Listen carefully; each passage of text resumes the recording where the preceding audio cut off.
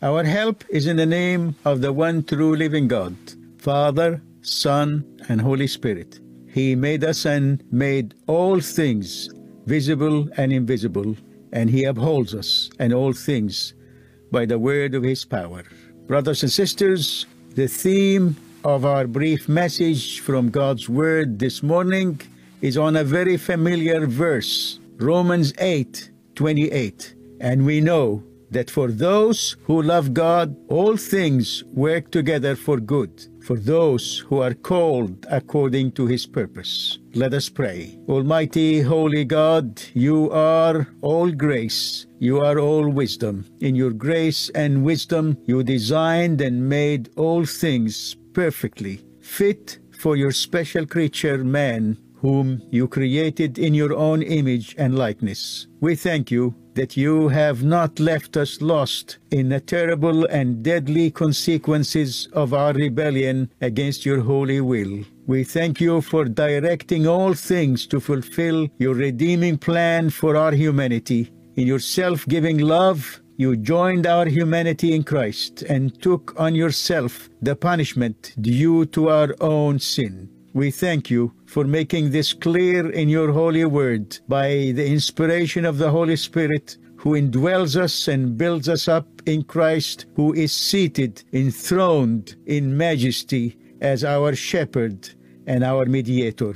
It is our prayer this morning that You will bless Your word for us to convict us of sin and to cause us to grow in Christ's grace and holy image. We also pray for the world's ever-present need for the gospel and for Your church to be purified, revived, and protected by Your word to faithfully bear witness to Christ by the power of Your Holy Spirit. To You, Father, Son, and Holy Spirit is rendered all glory, and to You alone we offer our worship and devotion. Amen. Brothers and sisters in Christ, undoubtedly we and many Christians take comfort in the words of this verse of Romans 8:28. And we know that for those who love God, all things work together for good, for those who are called according to His purpose. At times of fear and anxiety like this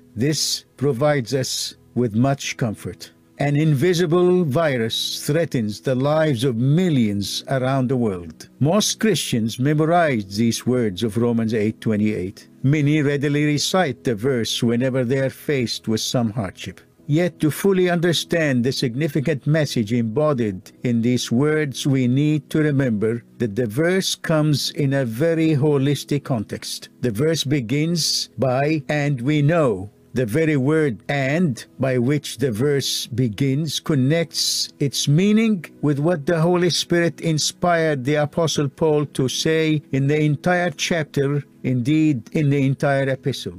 In fact, without accounting for what was stated before and what followed after the words of Romans 8:28, we cannot fully understand it. Please open your own Bibles and follow with me in Romans chapter 8. In the two words, all things, in verse 28, Paul speaks of the details of the Lord's work in Christ for His people who could not do anything on their own.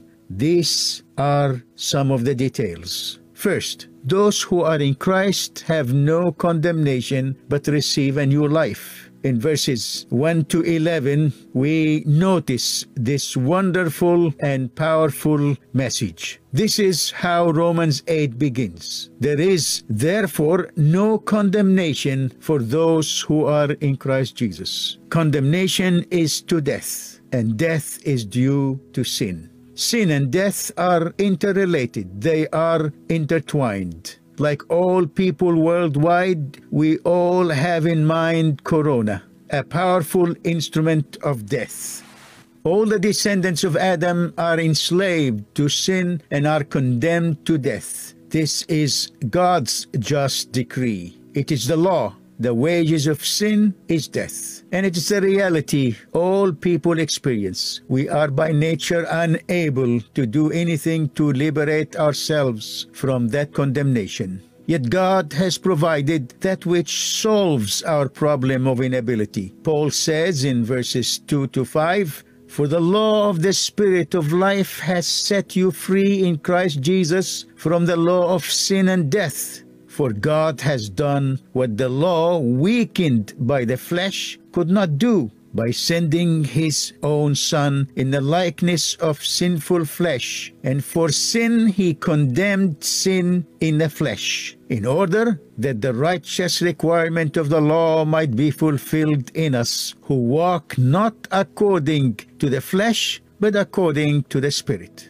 Jesus indeed joined our humanity. He took on our human nature in the likeness of sinful flesh. That is how he condemned sin in the flesh. In this way, the sentence of the law was carried on him. Christ condemned sin in the flesh. How could that be? It was by Christ fulfilling the righteous requirement of the law. His sinless humanity provided a new basis for sinful humanity to be freed from the law that condemns to death. Those who are in Christ do not live according to the flesh like those who set their minds on the things of the flesh. By the flesh, Paul means the sinful nature we all received from Adam. This is in contrast to the Spirit, which is the new nature we receive in Christ. Paul says, "But those who live according to the Spirit set their minds on the things of the Spirit.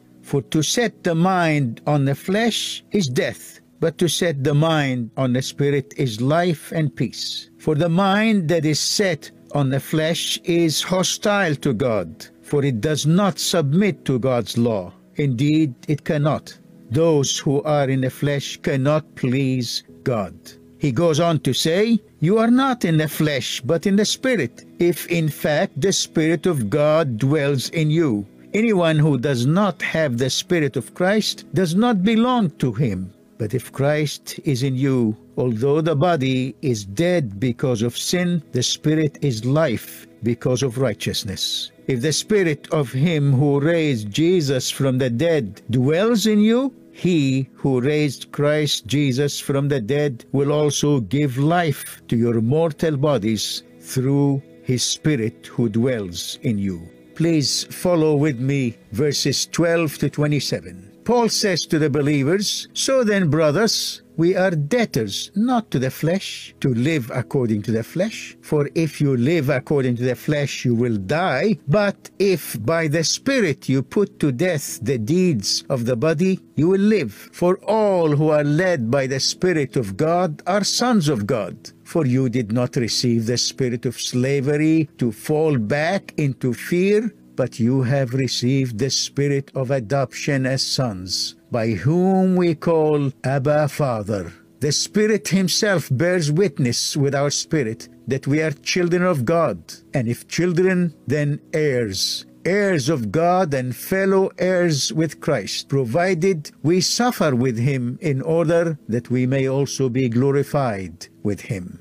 Brothers and sisters, Christ is the one who paid the price. His work for us involves the indwelling of the Holy Spirit. This is the Spirit of Christ, based on Christ's power of holiness, which overcame death. The Holy Spirit begins to process Christ's holy life in his people. This takes us back to the first part of the chapter about the power of Christ's righteousness. Being liberated from slavery, we are also free from the fear of death. The end of fear from death is not possible except in Christ. By nature, we are powerless slaves to Satan, to sin, and to the world, and condemned to death. Yet in Christ, we now are given new, unperishable souls, copies of the soul of the new Adam.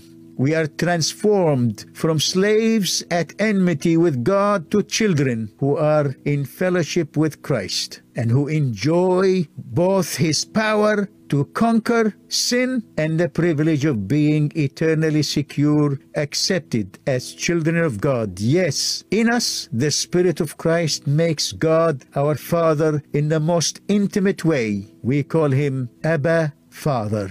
Yet, as the ones who are shaped in the image of Christ, we share in both his glory and his suffering. Paul goes on to elaborate on that in verse 18. For I consider that the sufferings of this present time are not worth comparing with the glory that is to be revealed to us. The sinlessness of humanity impacted the creation itself, which suffers too. It waits with eager longing for the revealing of the sons of God. In other words, the redemption of the corrupted nature, the corrupted creation, is tied into the full redemption of God's people. All that oppresses the created world, which ultimately is deadening, floods, droughts, earthquakes, tsunamis, volcanoes, and other natural disasters, as well as pollution, sickness, famines, wars, and instruments of wars, slavery, racism, injustice. All of these consequences of sin cause suffering and death, but they do not represent more than temporary negative events that are under the Lord's control.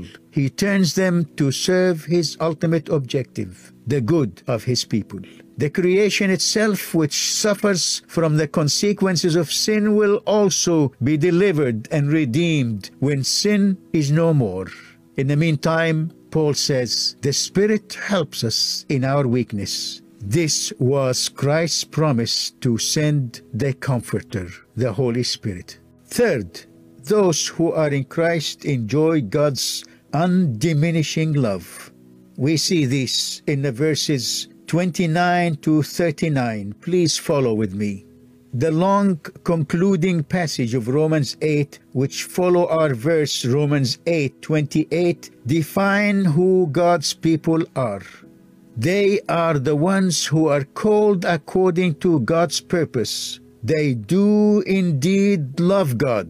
The love of God, however, that they enjoy is tied into his electing grace. They are not there by coincidence. God's people are the subject of his eternal plan to be shaped after his Son. Yes, he appointed them, and they are on his mind before time. Yet in time, they are called and justified. And for eternity, they are being sanctified and prepared for the state of glorification when they share with Christ his glorification. In time, on the earth, they by nature are hated, persecuted, and humiliated because they belong to Christ. In the world, they also experience tribulations, distress, and might experience famine, nakedness, danger, and even death by the sword. These are consequences of sin, yet they are safely secured in the hands of the glorified Christ, who is preparing them to join his state of glory. No one can bring a condemning accusation against them. Christ has already conquered for them the accuser, the ancient serpent, the devil himself. The enemy was cast down and no longer has the ability to accuse them and claim Adam's sin against them. They are clothed in Christ's righteousness. In him, they have all the comfort. They have all the security and assurance. He directed and continues to maneuver and control the direction of all things for his own glory through them. We read these words at the end. In all these things, we are more than conquerors through him who loved us. For I am sure that neither death nor life, nor angels, nor rulers, nor things present, nor things to come, nor powers, nor height, nor depth, nor anything else in all creation will be able to separate us from the love of God in Christ Jesus our Lord. Hallelujah! The grace of the Lord Jesus Christ, the love of God our Father, and the communion of the Holy Spirit abide with us all today and every day. Amen.